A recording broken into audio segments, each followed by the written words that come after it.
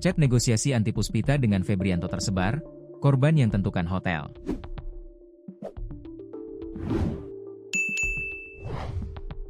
Kasus pembunuhan terhadap Anti Puspitasari, 22, di Hotel Endosis, oleh Febrianto, kembali menguak fakta baru setelah chat keduanya tersebar. Dalam chat tersebut terungkap, jika Anti Puspita yang menentukan tempat keduanya bertemu. Tak hanya itu, Anti Puspita pula yang menentukan tarif dan durasi keduanya berhubungan. Febrianto dan Anti Puspita berkenalan melalui grup medsos, dan terjadi kesepakatan antara keduanya, yakni check-in hotel dengan bayaran Rp300.000 untuk 2 kali berhubungan. Diduga Anti Puspita menjalani praktik prostitusi alias open bo, tanpa sepengetahuan sang suami.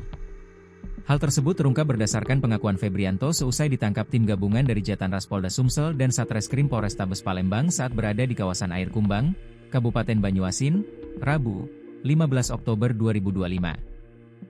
Dikutip Tribun Lampung Co. ID dari sripoku.com, Febri pun mengungkap awal perkenalannya dengan Anti hingga merasa kesal dan berakhir membunuhnya. Diakui Febri, ia tahu sosok Anti dari grup media sosial khusus Open Bo, Open Booking, di Palembang. Tak menunggu waktu lama, Febri dan Anti pun berkenalan hingga melakukan chat pribadi.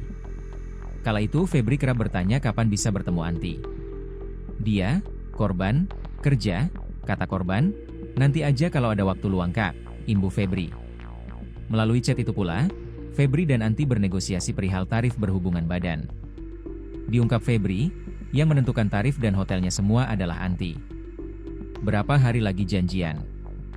Nah itu, negosiasi tarif open bo. Kata pelaku, berapa kak, tarifnya? Kata korban, Rp300.000 2 kali main.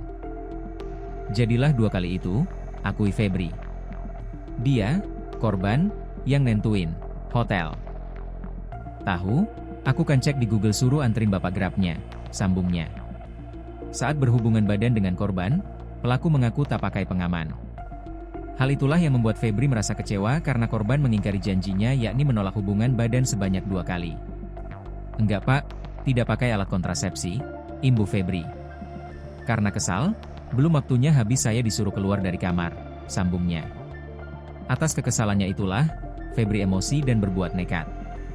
Kepada penyidik, Febri menceritakan caranya membunuh Anti yang tengah hamil muda. Saya dari belakang, saya bungkam pakai baju korban. Terus dianya nggak bisa bicara, aku ikat. Dia masih gerak, pungkas Febri. Saya habis niket nggak main, hubungan badan, sama sekali, langsung pergi ke rumah, naik motor korban, sambungnya.